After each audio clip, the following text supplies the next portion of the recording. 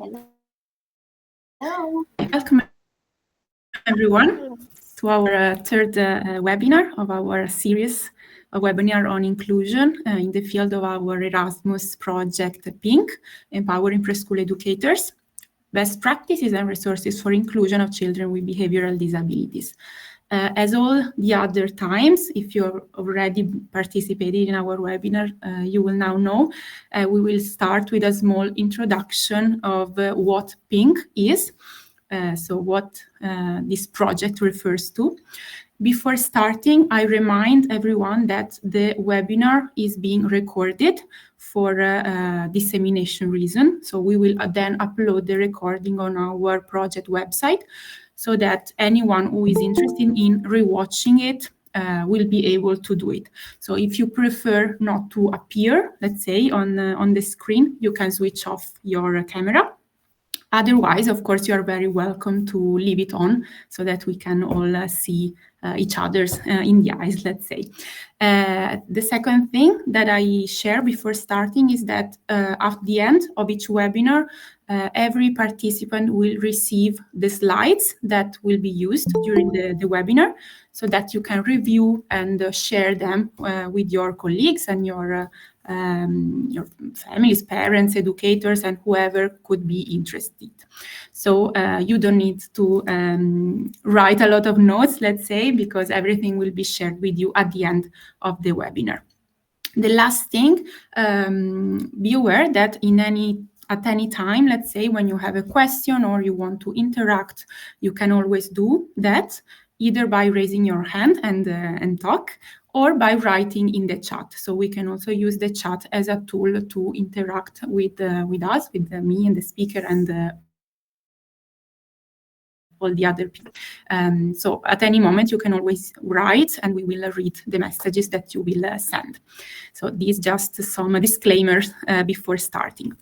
So as I was saying, we will a bit introduce what our project is about.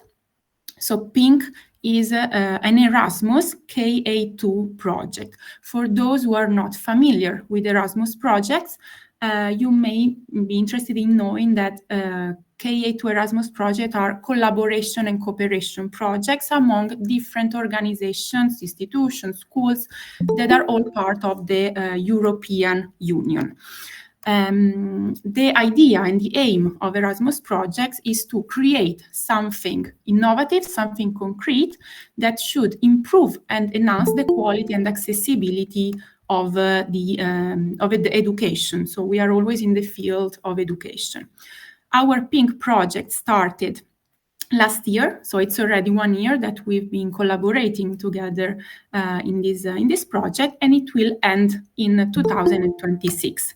So as you can see, it's a quite long project, 33 months, in which our partners, so here you can see who are the countries involved in the project, will collaborate together to create different things. And in a while, I will show you what. So our partners come from Italy, Erasmus Learning Academy. This is our organization, and our organization also in Spain. And then we have 3 different schools, preschools, one in Lithuania, one in Romania, and one in Estonia. So all these partners are collaborating in the PINC projects. Which are the objectives of our PINC project? So mainly we aim to raise awareness in general on the topic of disabilities, not only for educators, so people working with the children, but also for the families, so everyone who is having a child with behavioral disabilities. The idea is also to share best practices among educators, so to empower educators with tools, with resources to better address the problem of disabilities, and to empower them with competencies to implement a bit more inclusive education in preschools mainly. So our target are children from 0 to 6, more or less. Of course, as any other European project, we aim at fostering international cooperation, so to create links between different people and different educators of European countries, as we are doing now, for example. Our target groups, as I was saying, are for sure preschool teachers, educator, or any other school staff who is working with children, so preschools, but also childhood centers maybe. And of course, all the adults, let's say, so preschool teachers, trainers, or educators who are providing courses for preschool teachers. And lastly, of course, children with behavioral disability. As I was saying before, the age range is a bit from 0 to 6 years, and their families, so the caregivers of these children. The activities which we are implementing, some of them, as I was saying, are already concluded, while others are working in progress, let's say, the first one was a reflection tool, which was a sort of questionnaire aimed at promoting reflection, dialogue, and awareness in the topic of early age disabilities and inclusion, of course, which was submitted to different schools around Europe to help those people, those educators, reflect on their inclusive level, let's say, in their schools. So this is an activity that we already concluded. The second one also has just came to an end, the awareness campaign. The idea was to increase the understanding of inclusion and diversity in childhood education. So we basically, each country posted and shared articles, social media posts, newsletters, but also face-to-face events to talk more about inclusion and to talk more about behavioral disorders in children. The third activity, as you can see from what we are doing now, is a series of best practice webinars where different experts, as you can see, will share their experience and share different resources and insights, always in the topic, of course, of inclusion in preschool settings. So depending on the webinar that you will follow, you may listen to a different topic. The fourth is an open educational resource. It will mainly be an online platform or an online website where we will upload a lot of different education materials and different resources that can help educators, teachers, staff, also families, to improve their inclusive approaches in the school. So this will also be another result. Lastly, two other things that we are going to implement will be a training course for preschool teachers. So it will be a all training with 5 different modules, which should equip educators with knowledge, skills that are necessary to implement a bit more inclusive practices in the schools. And starting from the training course, we will create a preschool, so a sort of collection of activities or games and resources that are designed to support the educators in creating more inclusive learning environments. So these are a bit all the activities that are part of our PINC project. So as you know, now we will have our speaker, which is Alessandra Micelli. She is a psychologist based in Italy. So she will introduce herself, of course.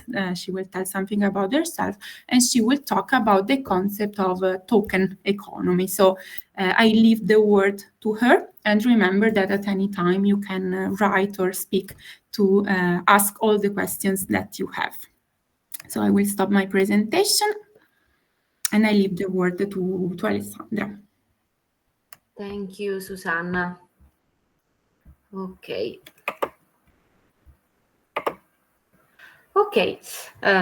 Thank you, Susanna, for the introduction and the presentation. And today, as she said, I will present you the theme Adapting Learning Activities for Diverse Learners, Token Economy as a Tool for Change.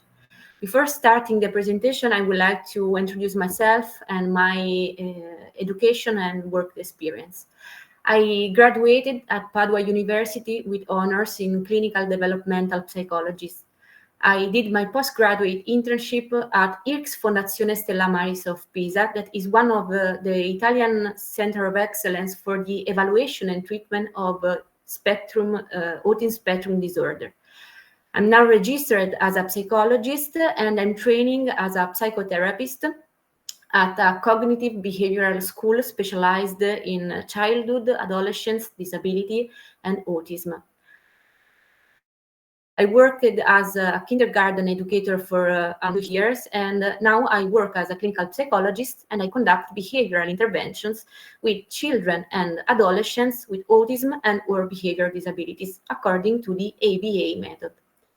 I would like to start this presentation talking about the common lifestyles that that for a long time has been lived by a lot of people. For a long time, learning was promoted through the idea that it was just a single and rigid standard method, and that children were all the same and could equally learn from this method. Unfortunately, this idea has led to high levels of frustrations in parents, teachers, and children especially, much more if we think about children with behavioral disabilities who shows the greatest learning difficulties. But when we talk about learning, what we are talking about? What is learning? Learning is just a behavior modification in a specific context. And now we will talk about learning in the educational and scholastic context. So if learning is a behavior, how do we learn how to behave? And to give you this answer, I would like to show you an experience that I'm pretty sure we all experience in our life. You can see in the image a boiling pot, and we all learn the behavior to not put our hands on the boiling pot unless we get burned. And how do we learn this behavior to not put our hands on the pot? In maybe two ways. The first one was that we effectively put our hands on the boiling pot and get burned. In the second way, someone, and usually was our mother, told us, pay attention, don't touch it, it burns. Both of these two experiences can be seen in a particular scheme that we call ABC scheme. A is for antecedent, a previous context that in this case is the boiling pot. B is for behavior, the behavior that we shows up. In the first case is that we put the hands on the pot. In the second case, that we listen to someone who's telling us, do not touch the pot. Then after the behavior, we can experience a consequence that in the first case is that we get burned, and in the second case is that we don't get burned. In the first case, this consequence is like a punishment because the experience, the sensation that we lived is very bad. We don't like it. Okay, and when we get a punishment for a behavior that we show, we just reduce the likelihood of emitting that behavior in the future. If I put my hands on a boiling pot and I get burned, I will not do that again in the future. In the second case, we get a reinforcement. The reinforcement is that we don't get burned, and the likelihood of emitting that behavior to not put our hands through the verbal instructions of do not touch will be increased in the future. Okay, these two kinds of behavior that we have learned can called contingency governed behavior in the first case and ruled governed behavior in the second case. About the first one, contingency governed behavior is just a behavior determined by the negative or positive consequences in the context after that behavior. In this particular case, the behavior was to put our naked hands on the pot. We experience a bad consequences in the context after that, so we will learn to not do that again. In the second case, the behavior is determined by a verbal instruction or self-instruction. So it could be an instruction that someone else gives us or ourselves. And this information, this instruction give us the possibility to interpret the context, the previous context, and expect some consequences, even if we have never been experienced that before. Maybe we can learn to not put our hands without experiencing the pain sensation of it. And the more we experience the relationship, the more we learn how it works, and we form and modify our behavior according to this. So we modify our behavior moved by contingency, and so positive or negative consequences of our behavior, or moved by language. But what happens when we translate all this process and all this explanation into the educational context? Even in this field, we used to behave moved by or contingencies or some self-instructions or verbal instruction that we can call verbal rules, and which are some typical verbal rules that adults, educators, teachers, parents, and so on could have thinking about children. Some of them could be maybe that children must do what adults say, children must remain seated, they must do their homework, that adults must be listened and respected.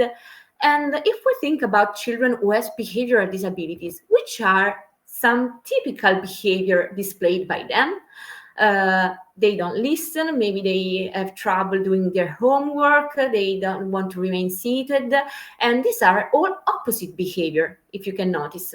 But why this happen? Because our behavior is always moved by something. We do it for a reason, and if we do it because it's useful for us. And so behavior as a function. And there are 4 principal functions that we can see. First of all, seeking attention. A child could display a behavior to see the attention of an adult. A second one is obtaining an object or an activity that the child likes very much. The third aspect could be the avoidance or escaping from a situation that the child doesn't like, that for him is unpleasant. And the third category, the third function could be an internal simulation. If we think about some particular disability, it could be the behavior could be connected to a sensory needs. Maybe the most difficult to notice is the third one, the avoidance, because it's very difficult to notice when behavior is not emitted, when a child is not doing something. But when we interact with these children, we frequently experience the sensation that all the verbal rules that we are following are being broken by their behavior. And this means experiencing a high level of frustration in the interaction. And when we interact with this sensation, we usually behave in this way. We usually keep the same method and expect just the child to adapt. But why we act like this? Because our behavior might be moved by another verbal rules. And the verbal rules could be maybe it has always been done like this. The method is right. And these are rules that we usually follow very hard. And I'm telling you, yes, it is right. A child should follow the rules. A child should do his homework. A child should listen to adults. It's all right what you're saying. But when we think about children in general and children with behavioral disabilities in particular, this happen. Does the child do his homework, remain seated and listen to adults? Not always. The answer maybe could be just no, it doesn't. Okay, but I would like to give you a new perspective. Okay, let's try to see our typical verbal rules and change it in a certain way. Why can we just go from the verbal rules? Is this method right? To a new rules. Is this method working? Because if we ask ourselves, is this method right? The answer would be yes, because the method has always been functioning with other children. Experience that is right. But if we listen just to this rule and follow it, we will have some trouble with our learning strategy. So we have to just change our way of thinking and ask ourselves, is this method working with this child? And talking about educational context, the question will be, following that learning standard strategy is working with this child right now? No. Okay. But why is not working? Because children are not the same, are not equal from one another. They are very different, and they have differences in needs, abilities, learning styles. And how can we be sure that each child reaches its full potential? Creating tailored approaches that are personalized on the specific and singular characteristic of every single child. Okay, but um, how can we do that? What are the aspects that can be customized to do that? It depends on the single child. So the first two things that we have to do is just take some times and then observe. And I know that these two are maybe the most difficult things to do, because if we think about children in general, we think about a human being whose growth, whose development is very quickly, is very fast. So we are moved by the sensation of do something immediately, okay? And with the idea that we're trying to help the child, we are not trying to observe his characteristic, his personality, and just try to do something. But it's important to take some time and see what happened. What kind of stuff we have to, first of all, observe? The learning space. When we talk about children who has behavioral disabilities, we can talk about children who can have other types of disability, maybe a sensorial disabilities, maybe a cognitive disabilities, a physical disabilities. So we have to make sure that all the visual stimuli and other type of sensorial stimuli can interfere with his learning. Are in front of his eyes too many objects in the room? Are too many distractors? Are there things that can interfere with his learning? And when we think about visual stimuli, we think also about the illumination into the room. The light is too strong, is too low. And we think about the rumors in the room, the chaos in the room, and we think about also the physical learning space, the chair, the table. And we have to also pay attention to the safety of the learning space, because these are kind of children who can show self-aggressive or self-impulsive behaviors and can put themselves in danger. So we have to make sure that the learning space is safe for them and for us. After that, what we have to observe, the child's point of strength and point of weaknesses. So we can use the resource of the single child to help him improving into the personal aspect that represent a major difficulty for the child. And together with these two aspects, we have to know his interest, his passion, so we can create individualized goals that are specified for the child and his characteristic. To do that, usually we can use some tools, some instruments that help us to enhance learning by motivation. Because if we want that a child is available to learn something, we have to motivate them. And this is something that is equal from if you are a child or an adult. We all moved by the motivation to behave and to do something. One of the most useless and famous tools that help us doing this is the token economy. That is a system of behavior modification characterized by the principles of positive reinforcement. The process is this.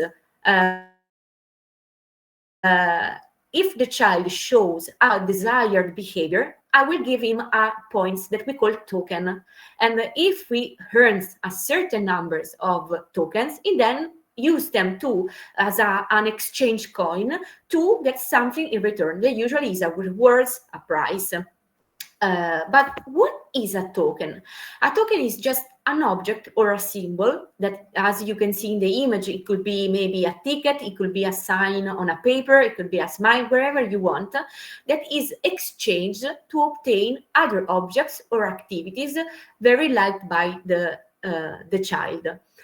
And when I'm talking to you about this, I can perceive that a question maybe could comes to your mind, a question like this. So, okay, the child does not learn to do something because he has to, but because he has something in return. And this is not so right, okay? And it's normal that maybe a question like this come to your mind, but I would like to answer to these questions, giving you another questions, asking you another question that I would like just you to think in your mind, take some times to think. And the question is, why do you work? Why do we choose to work? Maybe this type of answer comes to your mind. I work because I have passion, because I need money. I work for money. I work because I studied. I work for achieve some goals. I work because I would like that someone tells me that I'm good in what I'm doing. I work for travels, and these are all different motivations connected by one aspect, that we are not working for nothing. We do nothing for nothing, even if it's not so clear, the relationship, because this is an action that we do very automatically. The principle is the same of token economy. The difference is that in token economy, this relationship of doing something to receive something in return is just very direct and clear to the child. Token economy is one of the motivational tools much adopted in a lot of fields and contexts, such as educational context and rehabilitation context, because helps the child to achieve a wide range of skills, such as self-care, work activities, autonomies like go to the bathroom alone, get dressed alone, and so on, social skills with other children and peers, cooperative play at school, task performance, and classroom routines. So you can apply token economy to many contexts and many type of environment. But what do we need to create the perfect token economy? We need three important things. First of all, a list of target behavior, a list of desired behavior that we would like the child start to show, to display, or maybe increase in the displaying, or decrease. Because it could be a behavior that the child have to learn from zero. It could be a behavior that he already has, but it doesn't display so much, or the opposite. The second aspect is that we have to choose our points, our tokens, as an exchange currency. And then we have to choose a menu of rewards that we can call reinforcers, taken by the context. But why it has to be a menu and not just one reward? Because we want to avoid the so-called saturation effect, the effect after that the child became bored by that single reward, especially if we use tokens many times. Receiving the same reward could let the child be bored by the token after some time, so his motivation will decrease, and we don't want this to happen. We want that the motivation of the child will remain the same, and so we need major numbers of rewards and reinforcers. Okay, let's now go deeply into these three aspects, and let's talk about the first one: identify the target behaviors. Target behaviors must have some specific characteristic. First of all, they have to be observable and measurable. We must be able to say the duration of the behavior and the frequency. So how long does he behave like this during the day, the week, or the month? For how many times he did that? They have to be observable in a way that we have to be specific in the description of the behavior and not be general. The image shows an example. We will not describe the behavior like the child does not cooperate, because in the word cooperation, we can notice a lot of sub actions and sub behaviors. While instead, we will describe the behavior like when it's time to go to the bathroom, the child starts screaming and refuses, saying no, and so on. After that, we have to specify the criteria for the successful performance. We have to specify when we can say that desired behavior, that target behavior has been acquired. So which is the final target behavior? In this particular example of the bathroom routine, maybe we could say that the desired behavior is that the child, when it's time to go to the bathroom, pee, use toilet paper, flush, wash, and dry his hands. But to do that, we have to be sure that the child possesses the prerequisites, because as we were saying before, child with behavioral disability could show other types of disability, such as physical or cognitive. So we have to ask ourselves, does he understand my request, the words that I'm saying? Is he able to do this action independently? If the answer is no, we have to change our goals, because they are not personalized on the single child. To make sure that the child will increase the number of target behavior, we first of all start with a low number of them. Breaking tasks into smaller steps. The image that I'm now showing could be an example of that. If we wanted that the child reached and the condition shown on the right side of the image. So if we wanted that all the bathroom routine will be respected by the child, we have to start with just some of that behavior, okay? To let the motivation of the child be high, okay? And work on his collaboration on the task. The second aspect that now we are going to present is the selection of tokens. Tokens as target behaviors must have some particular characteristic. First of all, they have to be safe, durable, and easily handled, because we are talking about children that are very small, and we are talking about children that can show some aggressive and impulsive behaviors, such as trying to destroy the tokens, try to put the tokens in their mouth, and so on, and put them in a dangerous position. So we have to make sure that the token is resistant and is safe for the child. Tokens do not have to be themselves the desired object, because if we already give to the child, when he's doing a task, what he wants, the child will not be motivated to go to the end to the task if he is already having what he desired, And most important, the last token must be different from the others, as you can see in the image. So the child is able to understand when the task is finishing and when is close to the words. So the level of his motivation should be the highest, and also the request for the last one should be a little bit more complicated, more difficult. The level of difficulty just increase for a little bit. After that, the third steps and aspect that we have to analyze is the reinforces that we have to identify into the environment. So we have to make a sort of assessment of the interest and passion of child. There are three categories of reinforces. They could be objects such as books, games, cartoons, something to eat, food in general. There could be social reinforcement,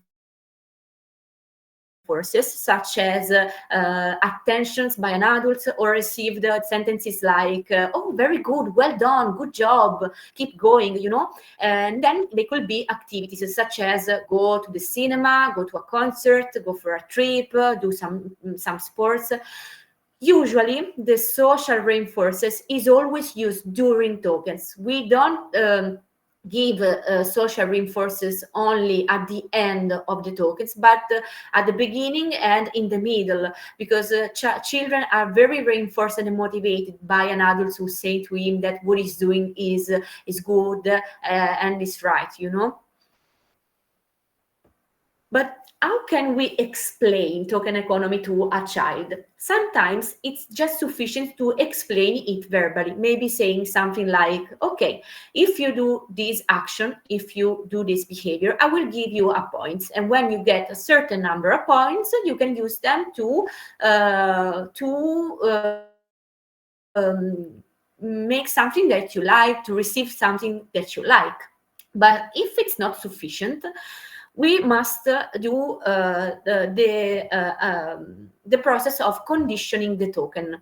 How do we condition a token? First of all, we have to give to the child one token for each response issued by the child. At the beginning, it could be very casual, very occasional that the child shows up and display the desired behavior. But what we wanted to do in this case is to let the child learn the relationship between if I do that, I will receive something that is a point. Then we have to allow the exchange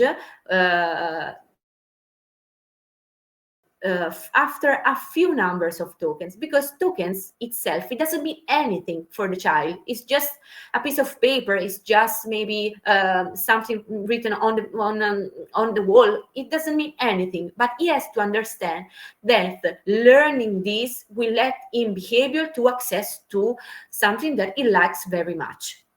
And then we gradually increase the number of tokens needed, and we gradually increase the difficulty of the task and the performance required.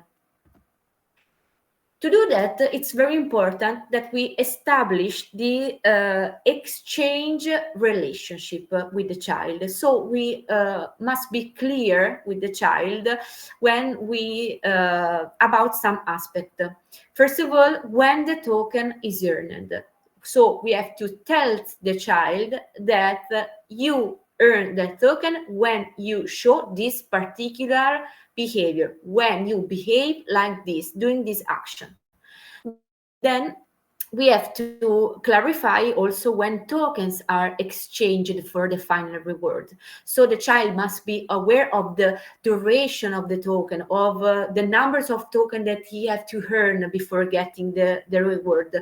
So his motivation will remain the same.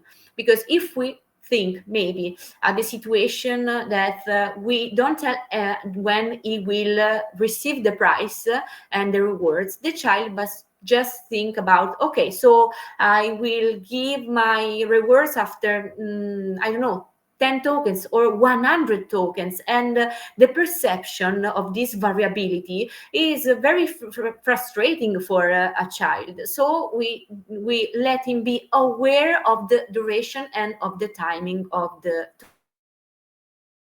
token economy. Okay, but what happens when the child has a dysfunctional behavior? First of all, we have to ignore the behavior itself, because as we saying before, one of the functions could be attention. So if we give attention to that behavior, we are reinforcing that behavior. So we just ignore the behavior that is not the right one. Then we do not deliver any tokens. Instead, we deliver the tokens only when the target behavior or a similar one is emitted, and we reinforce the child not only using the token, but also verbally explaining that we are giving him this token because it was good doing that behavior, doing that action. The classic token economy procedure recommended to take back the token that the child earned when that dysfunctional behavior shows up. But some expert doesn't like this procedure. They don't think that it's right, and I agree with them, because the idea that can comes to the child's mind is that even if he work hard to earn something, at some point, sooner or later, for one mistakes, two mistakes, or just for any reasons, he could lose it. Okay, so his motivation will not be the same, knowing that even if he earns something, he can lose the what he have hardly earned. So some expert propose an alternative method, and it consists on giving to the child, before starting the procedure, a certain number of we called it bonus tokens, and we explain to the child this. We can say to him maybe that, okay, I decided to give you some bonus token because I want to trust you. Okay, and these tokens give you the possibility to reduce the time to reach the final rewards. You will get to the rewards sooner, okay, but you can have them at one condition. If you show if you displayed an opposite behavior, a dysfunctional behavior, okay, and maybe we can also give him some examples of dysfunctional behaviors, then he will lose one of these bonus tokens and all the advantages that it takes. Okay, so we will not touch the tokens that he hardly earned, but we will increase the time to reach the final rewards. Okay, so we give also a possibility to choose, okay, to choose how to behave for the child. Okay, the final goal is just to gradually increase the difficulty and the duration of the task, and we can do this only when we are sure that the child has learned the relationship, is able to complete the token economy in a positive way, is able to, he has have already achieved all the behaviors that we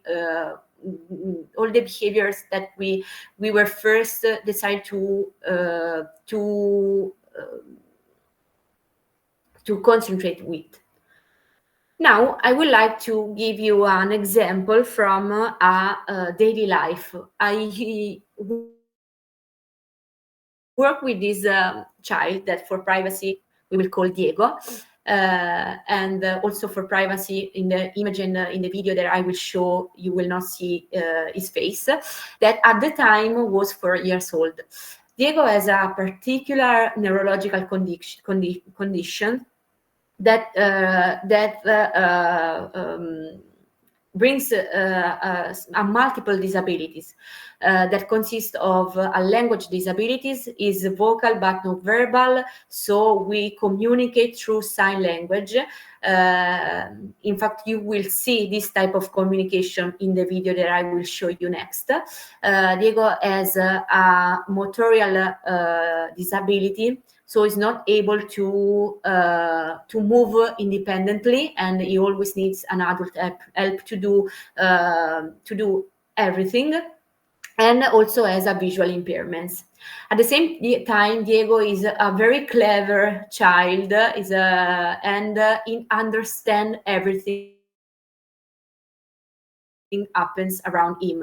So he also understands in his difficulties, and this aspect brings him to experience a high level of frustration that developed in a behavioral disabilities.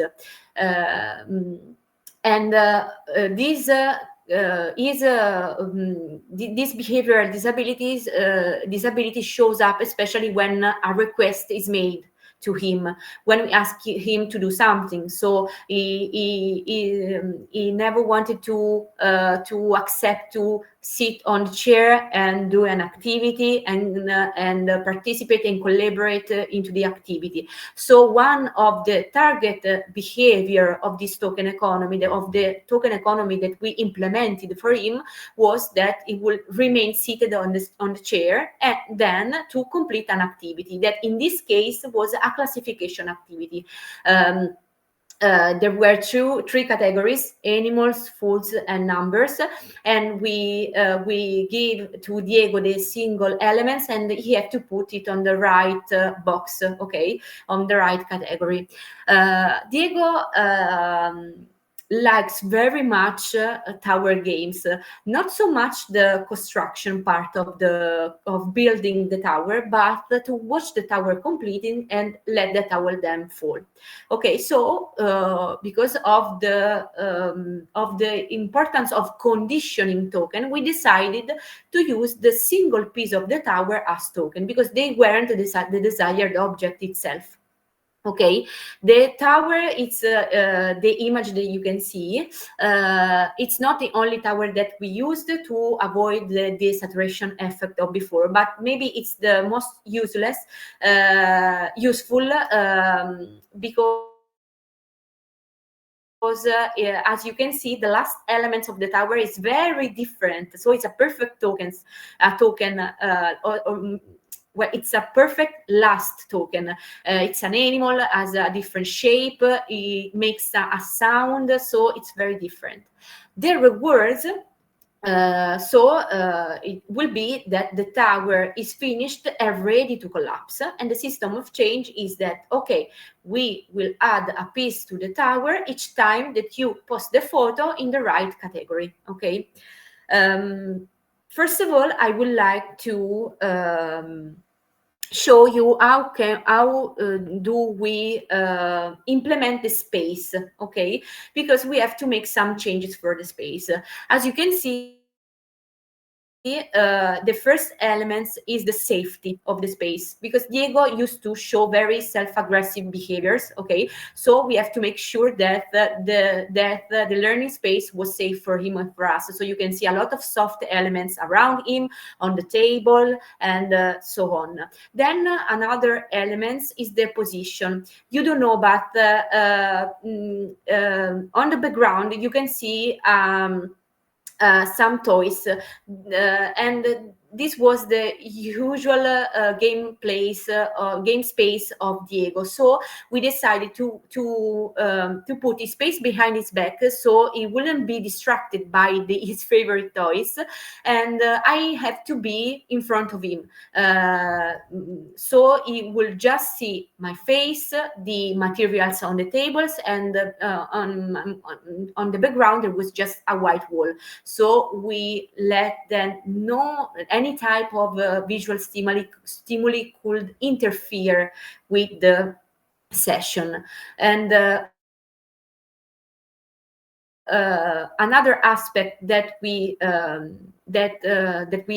changed was the noise of the room. We decided to do this session and activity only when there were a few peers in the room, because sometimes especially in kindergarten, in school in general, we can have the possibility to have a personal space to do our activity. So we have to find some strategies, such as, okay, we choose a particular time where no one is in the room, or there are just some of them. You can see that there was another child in the image that was helping me doing this token economy, and you can see the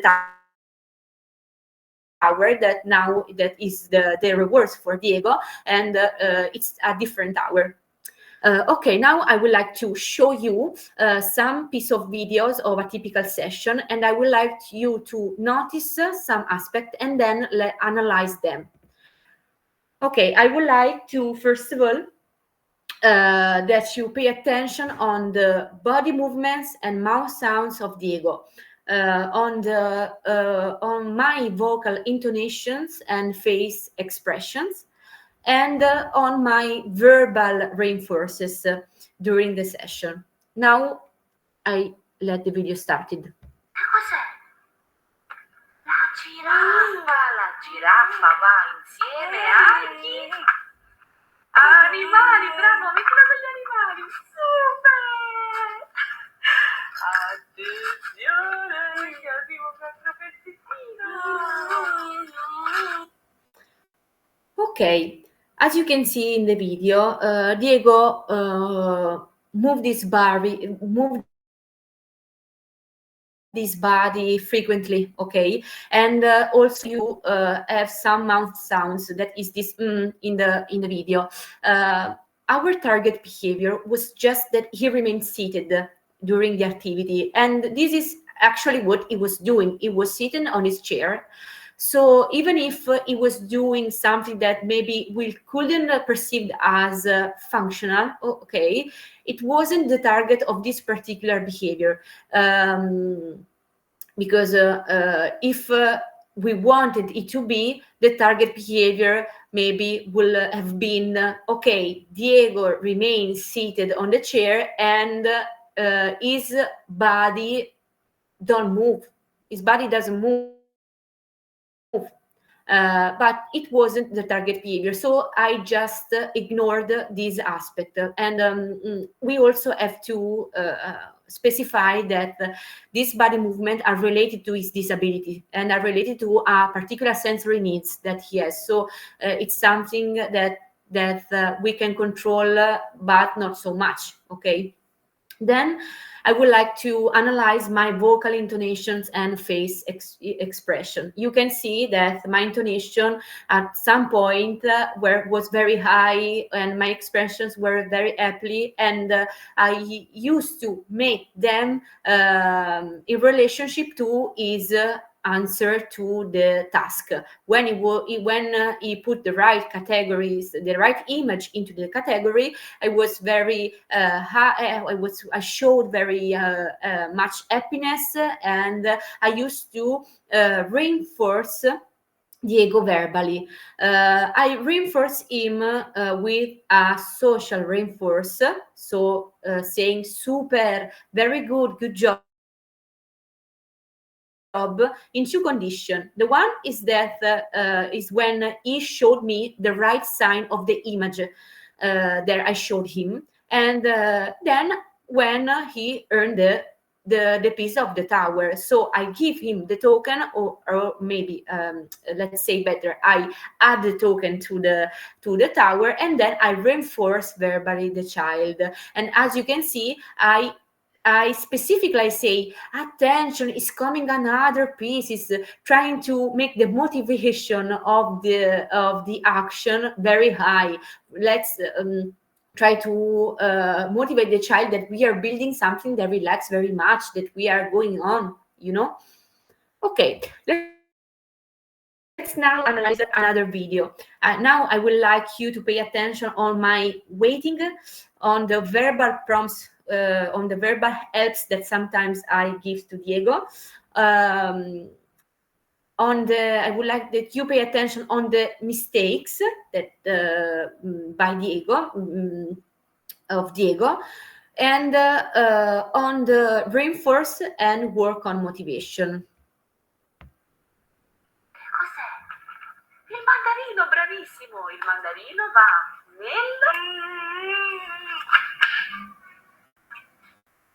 Guarda, si mangia, esatto. E dove va? Dov'è il cibo? Bravissimo! Super! Attenzione, lo vuoi mettere tu? Oh, aspetta che lo messo, Bravo, Tato! Super! Okay, in this video, as you can see, there is a part where I'm just waiting his behavior to be done, because as you can notice, maybe sometimes he put the image on the wrong categories and then it just notice by himself and then change. Okay, so I just wait to see if he's able to notice his behavior. Okay, then I give him a verbal prompts, a verbal helps, and saying to him, yes, you eat it, you eat these elements, these things, and it's a help that we must use, especially at the beginning of token economy, when we are talking about a behavior and a learning activities that is just that we have already started with him. So he doesn't know how to do that. It's just learning. Okay, so using verbal prompts, using verbal helps to go on with the activity, because we remember that our target behavior is that he complete the activity of classification. And as you can see, he make a mistakes, but I just ignored it, because the principle of token economy is not giving punishment or notice when a child shows and displays not right behavior, dysfunctional behavior, but just to reinforce the good one. And in fact, after that, I reinforce very much the right answer, and I work on motivation, giving him the tower, decide to give him the tower and let him put the pieces on the single piece on the tower, give him the possibility to see the construction, to see his work, the work that he was doing, and the motivation could be could become much more stronger. Okay, let's see another video, and now I would like you to pay attention on my sentence, the last two.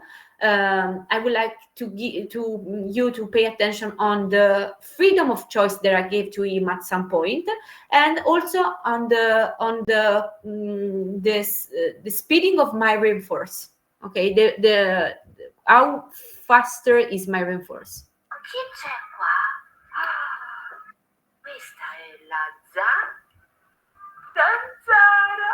La zanzara va insieme a chi? Animali! Bravissimo! Arriva lui? No, bravo! Lo vuoi mettere tu o lo mette Ale? Lo mette Ale? Ok. Super! Attenzione! Guarda un po' chi arriva. Cos'è? Biscotto, bravissimo! Super! Sta velocissimo!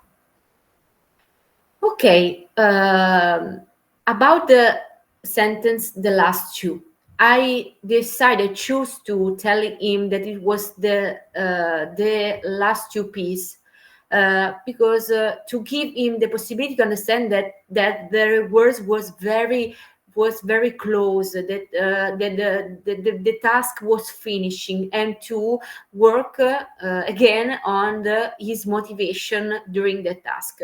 Then I give him the freedom of choice when I give him the piece and I ask him, do you want to put by yourself or not? Because give to a child the freedom of choice, something that they liked, that they prefer, is something that is useful to for his collaboration and his motivation on the task. Then you can notice that at one point he gave immediately the right answer. Before that, he was usually putting the image on the wrong category and then on the right one, noticing that he made a mistakes. But in this case, it's just immediately put the image on the right box. So I reinforce immediately that answer, that response. And how I do that? Immediately giving the token without saying to him, attention, the token is coming, but giving him the perception that when he gives immediately a right response, he will get sooner to his rewards. So there will be a positive consequence of his behavior. And then I reinforce this behavior verbally, saying to him, wow, it was very fast. Well done. Good job, Okay, let's see the last video. And now I would like you to pay attention on my voice tone. during the video on the fact that the context is that we are the session is almost finished. We have to put just the last tokens, okay, and my verbal reinforcement. Uno, mettilo insieme ai. Guarda bene, bene. Ai numeri, bravissimo. Super, facciamo l'ultimo, benissimo. Super benissimo. Attenzione. Che cos'è? È il gatto! Il gatto va insieme agli...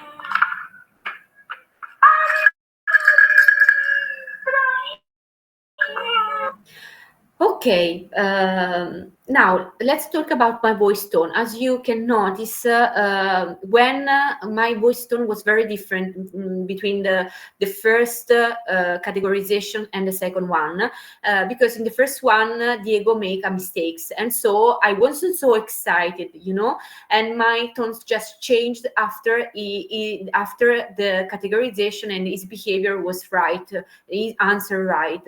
Why the difference of my tone was so clear, was so visible, because it was the last token. And as we said before, when you have to earn the last tokens, your level of motivation, of collaboration must be the highest, and also the difficulty of the task should be a little bit higher. So I decided not to give him the token, okay, in that particular case, and just repeated the task without saying anything, but just use a verbal reinforcement to reinforce the collaboration and motivation that he has until that moment, even if the token wasn't earned yet. Because in the perception of Diego, who was earning a token every time that he put an image on the category, this could be a not so good experience, you know, and the frustration must comes out, you know. So in this case, I would like to reinforce the is trying, and then try again. Of course, if in the second occasion Diego would emit the same wrong behavior, I will just let him to choose the right category and then give him the last token anyways, because we have to remember that our target behavior means that he completed the task, and in this case it was completed the task, you know. Okay, so this is the last video, and this is the end of my presentation. Of course, if you have any question that you want to ask also in the chat, or maybe if you want to share your experience with this topic, if any of you is using this approach in your school, in your practices, feel free to share, so that we can a bit understand if it's something that is used also in other countries, if you have some experience with it.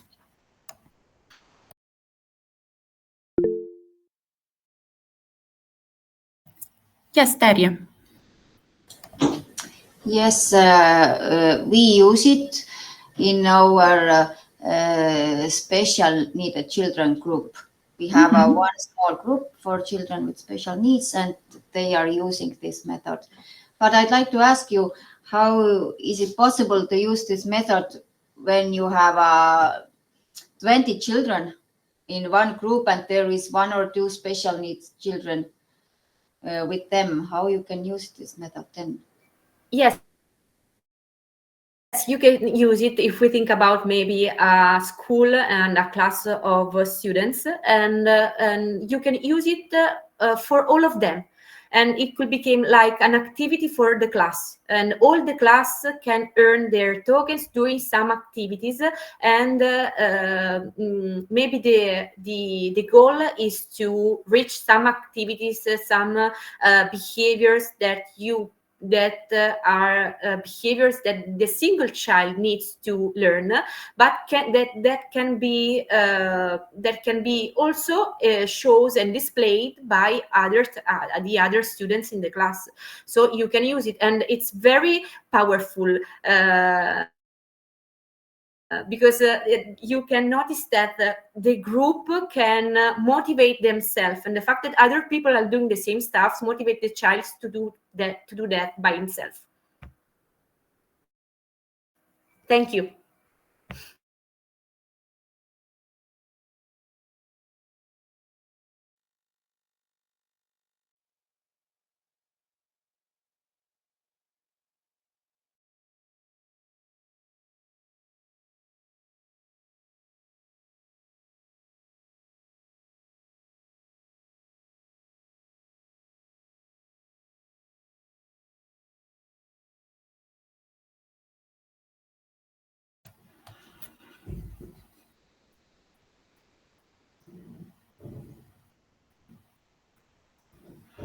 If there are no other questions, of course, we can close our session. And thanks once again, Alessandra, for her availability, for joining us in this project and for her collaboration.